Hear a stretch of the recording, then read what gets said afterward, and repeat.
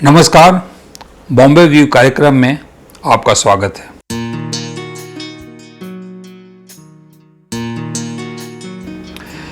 दोस्तों, आज मुंबई का एक खास रोचक किस्सा लेकर मैं आपके सामने आया हूं। मुंबई का वो एरिया जो एक प्रसिद्ध स्टेशन है, यहां एक बहुत बड़ा बाजार है और एक पॉश रिहायशी इलाका है। यहां उस एरिया का नाम है मरीन लाइंस। बॉम्बे के शुरुआती दिनों में मरीन लाइंस का क्या इतिहास था, आज उस इतिहास को हम खंगालेंगे। जब कभी आप मरीन लाइंस एरिया में आए और मरीन लाइंस स्टेशन के पास से गुजरे तो मरीन लाइंस स्टेशन से पूरब में देखने पर आपको बड़ा कब्रिस्तान का एक बोर्ड दिखता है और एक लंबी दीवार दिखती है। उसके साथ लगे शमशान का एक गेट भी दिखता है। जबकि हमारे यहां रिवाज यह है कि कब्रिस्तान और शमशान शहर के बाहर बनाए जाते हैं, लेकिन कमाल यह है कि ये आबादी के बीचों बीच कब्रिस्तान और शमशान स्थित है। अगर हम यह कहें कि यह मरीन लाइंस कभी बॉम्बे का बहुत बड़ा शौगाह हुआ करता था, जहां मुर्दे जलाए जाते थे, दफनाए जाते थे, तो आपको हैरानी होगी। मुझे भी यही हैरानी हुई थी। जब मैं रिसर्च करना शुरू किया तो मैं वाकई हैरान रह गया इस बात को जानकर कि ये सचमुच मुंबई का, उस समय के बॉम्बे का शौगाह था। उस जमाने में इस एरिया का नाम मरीन लाइंस नहीं था, बल्कि इस एरिया को सोनापुर कहा जाता था। और इस सोनापुर में कब्रिस्तान, ईसाई सिमेट्री और शमशान मौजूद था। और सामने नजर आता था दलदल और लहराते समंदर। जब बॉम्बे पर ईस्ट इंडिया कंपनी का राज शुरू हुआ तो दूसरे गवर्नर गेराल्ड ओंगियार ने बॉम्बे शहर का एक रूपरेखा तैयार किया।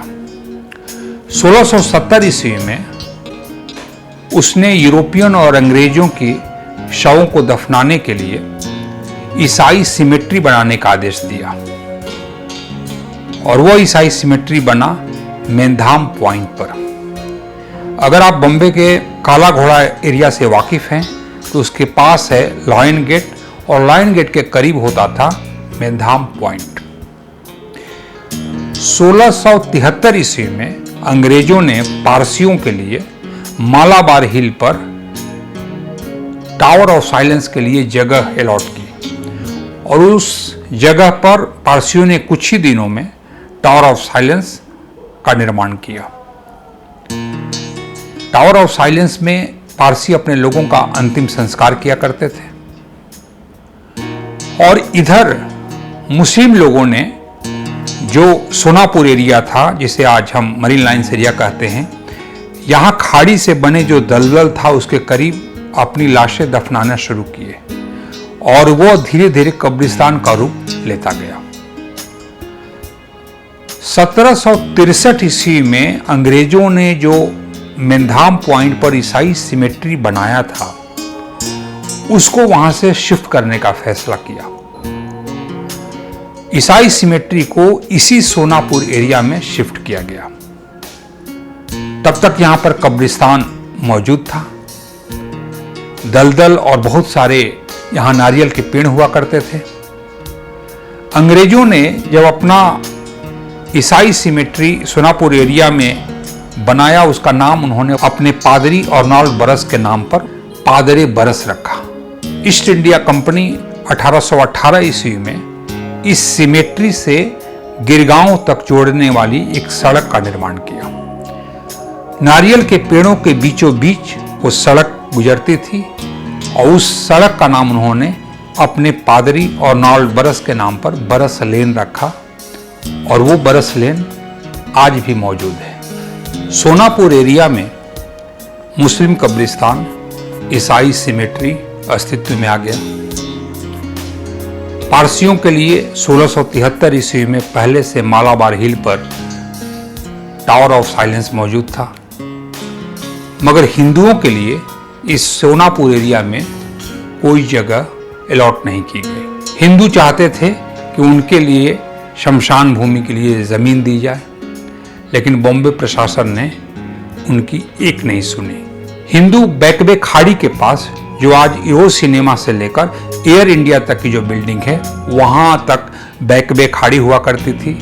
वहीं पर जहां तहां वो अपनी लाशें जलाया करते थे। उसी समय हिंदुस्तान में सती प्रथा के विरोध आंदोलन तेज हो चुका था और बॉम्बे के गवर्नर जॉन मेलकॉम ने बॉम्बे के प्रतिष्ठित हिंदू व्यवसायी जगन्नाथ शंकर सेठ से मुलाकात की और उन्होंने सती प्रथा के विरोध कानून बनाने में सहयोग मांगी। जगन्नाथ शंकर सेठ ने 1829 ईस्वी में एक हिंदुओं की पंचायत बुलाई और उन्होंने कहा कि सती प्रथा के विरोध जो कानून बन रहा है उसका आपको समर्थन करना है, क्योंकि हिंदुओं में जगन्नाथ शंकर सेठ की बहुत इज्जत थी। उन लोगों ने उनकी बात तो मान ली, लेकिन उन्होंने अपनी एक शर्त भी रखी। हिंदुओं ने शर्त यह रखी कि सोनापुर एरिया में हमारे लिए भी शमशान भूमि अलॉट की जाए, जहां पर हम सम्मान के साथ अपने मुर्दों को जला सके। जगन्नाथ शंकर सेठ ने अपने पैसे से सोनापुर एरिया में बड़े कब्रिस्तान से लगे जमीन को खरीद लिया और वो हिंदुओं को दान दे दिया और वहां पर शमशान भूमि तैयार की गई। और इस तरह से सोनापुर एरिया में कब्रिस्तान, ईसाई सिमेट्री और शमशान तीनों बन चुका था और यह सोनापुर एरिया पूरी तरह से मुर्दा घाट बन चुका था। 1850 ईस्वी में समंदर में बहुत बड़ा तूफान आया और उस तूफान में कई बंगलों की छतें डूब गई और शमशान और कब्रिस्तान और सिमेट्री को बहुत नुकसान पहुंचा। बाद में हुआ यह कि 1860 ईस्वी में अंग्रेजों ने अपने ईसाई सिमेट्री को बंद करने का फैसला लिया और वहां पर उसी जगह पर सोनापुर चर्च का निर्माण किया गया। बाद में वहां पर 2 चर्चें बनी, जिसमें से एक चर्च सेंट जेवियर चर्च आज भी उस जगह पर मौजूद है। 19वीं सदी में इसी सोनापुर एरिया में बॉम्बे मरीन फोर्स यानी नेवी फोर्स के लिए क्वार्टर बनाए गए। वो एक तरह से मरीन मोहल्ला ही बन गया। लोग उसे मरीन लाइंस के नाम से पुकारने लगे। जब 1867 ईस्वी में रेलवे की लाइन यहाँ बिछाई जाने लगी तो यहाँ पर एक स्टेशन का निर्माण हुआ। उस स्टेशन का नाम सोनापुर न रखकर मरीन लाइंस रखा गया और आज जो कभी मुंबई का शौगाह हुआ करता था, आज वो मरीन लाइंस एरिया आज एक पॉश एरिया में तब्दील हो चुका है। इसी सोनापुर एरिया में एक छोटा सा लेन है जो आज भी इतिहास की गवाही दे रहा है। तो आज के लिए बस इतना ही। आप लोगों से एक छोटा सा रिक्वेस्ट, अगर आप में से जिसने मेरा चैनल सब्सक्राइब नहीं किया है वो सब्सक्राइब कर लें और बेल आइकन को दबा दें ताकि आने वाले मेरी अगली वीडियो के बारे में आपको पता चल सके। और अगले एपिसोड में फिर मैं एक नए मज़ेदार किस्से के साथ, इतिहास के एक नए पन्ने के साथ मैं आपके सामने उपस्थित होऊंगा। तब तक के लिए नमस्कार, धन्यवाद।